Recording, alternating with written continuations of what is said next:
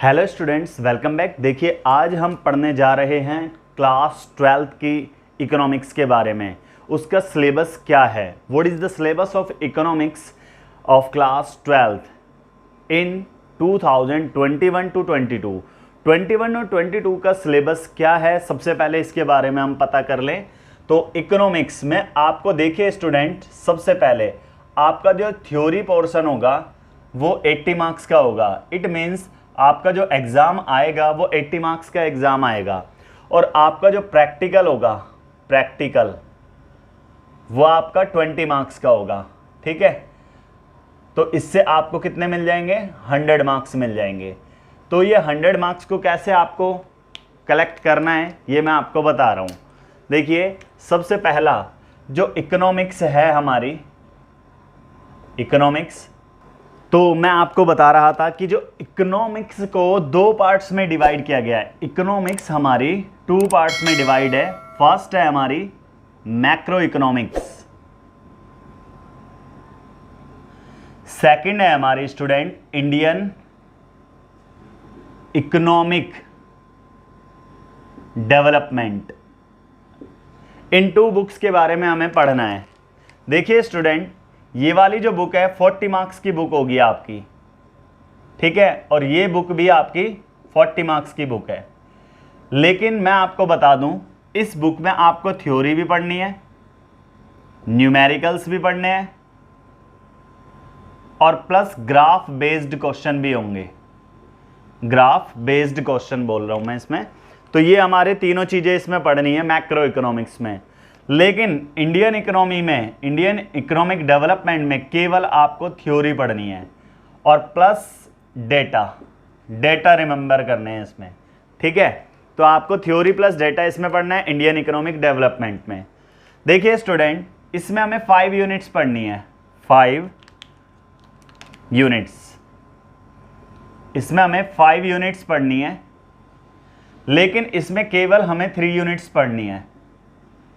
ठीक है, ये 5 यूनिट्स पढ़नी है इसमें मैक्रो इकोनॉमिक्स में, और इसमें हमें इंडियन इकोनॉमिक डेवलपमेंट में कितनी यूनिट्स पढ़नी है, इसमें केवल 3 यूनिट पढ़नी है। देखिए, हर कोई जो पब्लिशर होता है, चाहे TR जैन हो, संदीप गर्ग हो, CB सचदेवा हो, और बहुत सारे टाइप के राइटर्स हैं जो अपनी अपनी बुक को पब्लिश करते हैं और उसमें चैप्टर्स गिवन होते हैं, लेकिन वो चैप्टर डिवाइड किए जाते हैं यूनिट्स से। ठीक है स्टूडेंट, तो आपको यूनिट की प्रिपरेशन करनी है और एक चैप्टर पे ज़्यादा फोकस नहीं करना। कुछ चैप्टर्स ऐसे होते हैं कि ऐसा नहीं है, कुछ बच्चे ऐसा करते हैं कि चैप्टर रिमेंबर करके चले जाते हैं और कुछ टॉपिक छोड़ देते हैं, तो वो उनके लिए हार्मफुल हो सकता है। तो इसलिए सभी स्टूडेंट जो है, सभी स्टूडेंट यूनिट वाइज प्रिपरेशन करेंगे। जो हमारा फर्स्ट जो यूनिट है इसमें मैक्रो इकोनॉमिक्स में, first unit national income and related aggregates. देखिए, फर्स्ट जो हमारी यूनिट है national income and related aggregates, ये 10 मार्क्स की यूनिट है। स्टूडेंट, पहले 15 मार्क्स की यूनिट हुआ, 12 मार्क्स की यूनिट हुआ, सॉरी 15 मार्क्स की यूनिट हुआ करती थी, लेकिन जब से प्रैक्टिकल इंक्लूड हुआ है तो ये 10 मार्क्स की यूनिट अब हम पढ़ते हैं। नेशनल इनकम क्या होती है, इसके बेसिक कॉन्सेप्ट क्या होते हैं, किसको इनकम को नेशनल इनकम में रिकॉर्ड किया जाता है, कौन सी इनकम नेशनल इनकम में रिकॉर्ड नहीं होता है, डोमेस्टिक टेरिटरी क्या होती है, नॉर्मल रेजिडेंट क्या होता है, सिटीजन क्या होता है, और नेशनल इनकम को फर्स्ट टाइम किसने कैलकुलेट किया था, नेशनल इनकम को कैलकुलेट करने के कितने मेथड होते हैं, how many method to calculate national income, और which is the best method to measure the national income, और जितनी भी डेवलप्ड जो कंट्री होती है वो कौन से मेथड को फॉलो करती है, अंडर डेवलप्ड या डेवलपिंग कंट्री कौन से फॉलो करती है मेथड को, तो ये मैं आपको सब बताऊंगा इस टॉपिक में। तो ये हमारा फर्स्ट हमारा है national income and related aggregates. Second, money and banking, money and banking. Money and banking 6 marks की यूनिट है हमारी। What is money, what is barter system, वैसे बार्टर सिस्टम रिमूव हो चुका है सिलेबस से, और फंक्शन ऑफ मनी भी, लेकिन फिर भी थोड़ा सा इसके बारे में हम पढ़ेंगे ताकि आगे जब हम स्टडी कर रहे हों तो हमें कोई प्रॉब्लम ना हो। फॉर्म्स ऑफ मनी, मनी की क्या फॉर्म्स है, what is money supply, what are main component of money, who supplies money in an economy, तो ये बहुत सारी चीज़ें हैं जिसके बारे में हमें पढ़ना है। और बैंकिंग के बारे में हम पढ़ेंगे, बैंकिंग क्या होता है, कमर्शियल बैंक क्या होता है, सेंट्रल बैंक क्या होता है, what are the functions of central bank and commercial bank, how does create credit, ठीक है, कैसे क्रिएट करते हैं क्रेडिट को, कमर्शियल बैंक अपनी क्रेडिट को कैसे बढ़ाता चला जाता है, how to increase credit by commercial bank, ये भी हम स्टडी करेंगे। अगर सेंट्रल बैंक है उसके फंक्शन क्या होते हैं, वो सेंट्रल बैंक क्रेडिट को कैसे इंक्रीज करता है, कैसे क्रेडिट को कॉस्टली, कब क्रेडिट को कॉस्टलियर करता है, कब चीपर करता है, क्या रीजन होता है इसके लिए, how to reduce inflation and deflation by central bank, ये भी इसमें हम पढ़ेंगे, ठीक है। तो ये बैंकिंग के बारे में हम पढ़ेंगे इसमें। नेक्स्ट जो हमारी यूनिट है स्टूडेंट्स, तो वो है हमारी unit determination of income and employment.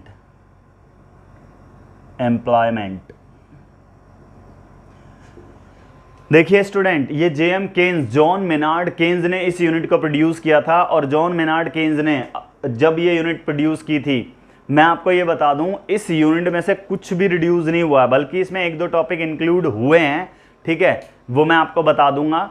तो इसमें क्या होता है, डिटर्मिनेशन ऑफ इनकम एम्प्लॉयमेंट जो है एक टॉपिक, ऐसा टॉपिक है जिसके बारे में आपको पढ़ना बहुत जरूरी है, इंटरेस्टिंग टॉपिक है। जॉन मेनार्ड केन्स की थ्योरी है ये, और इसमें हम इकोनॉमी में डिप्रेशन में आ गई थी हमारी 1929 से लेकर 33 तक डिप्रेशन चला था जबरदस्त वाला, तो उस डिप्रेशन को कैसे रिमूव करा केन्स ने, केन्स की थ्योरी ने।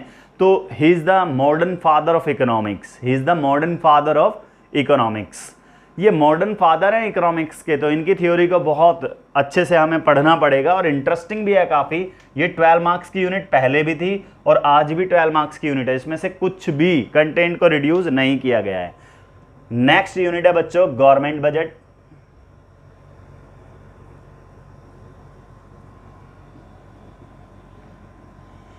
गवर्नमेंट बजट इशू क्यों करती है, what are the reasons behind to issuing the budget, क्या रीजन होते हैं उसके लिए, what are the objective of government budget, what are main component of government budget.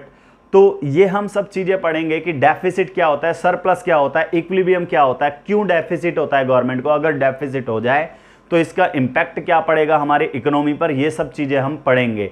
Budget हमारे लिए नेसेसरी क्यों है, कंपलसरी क्यों है हमारे देश के लिए, और बजट कितने टाइप के होते हैं, स्टेट बजट क्या होता है, यूनियन बजट क्या होता है, और किस डे पर बजट को इशू किया जाता है, ये सब चीज मैं आपको इसमें बताऊंगा। ये भी अच्छी यूनिट है एक। Next last, balance of payment and foreign exchange rate, ये भी 6 मार्क्स की यूनिट है स्टूडेंट।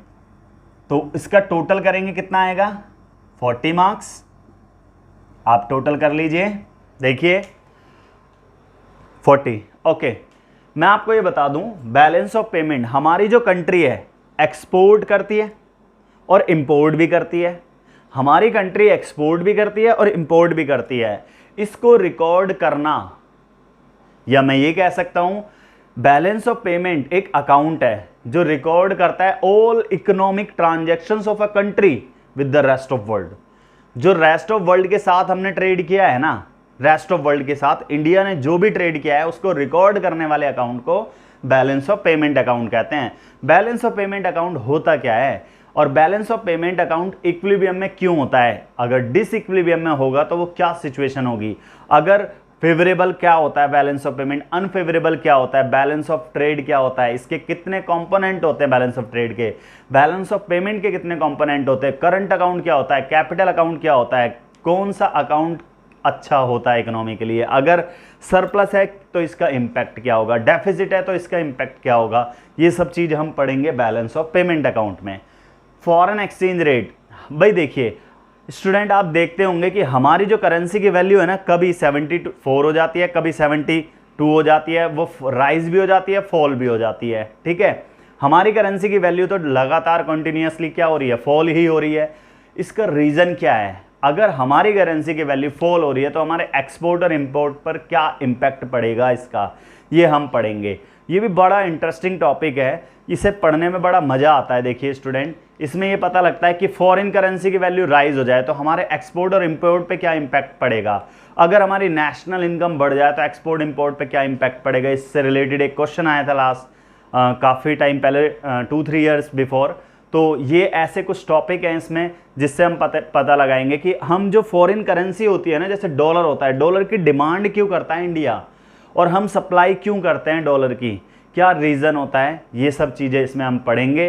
तो वो फॉरेन एक्सचेंज रेट है। तो ये हमारी 5 यूनिट्स हैं। तो इन 5 यूनिट्स को हमें पढ़ना है। इसमें हमारे नेशनल इनकम और डिटर्मिनेशन ऑफ इनकम एम्प्लॉयमेंट 2 ऐसे यूनिट्स हैं जिसमें न्यूमेरिकल पोर्शन भी है। बाकी किसी यूनिट में न्यूमेरिकल पोर्शन नहीं है, ना तो मनी एंड बैंकिंग में है और ना ही गवर्नमेंट बजट में है, ना balance of payment foreign exchange rate में है।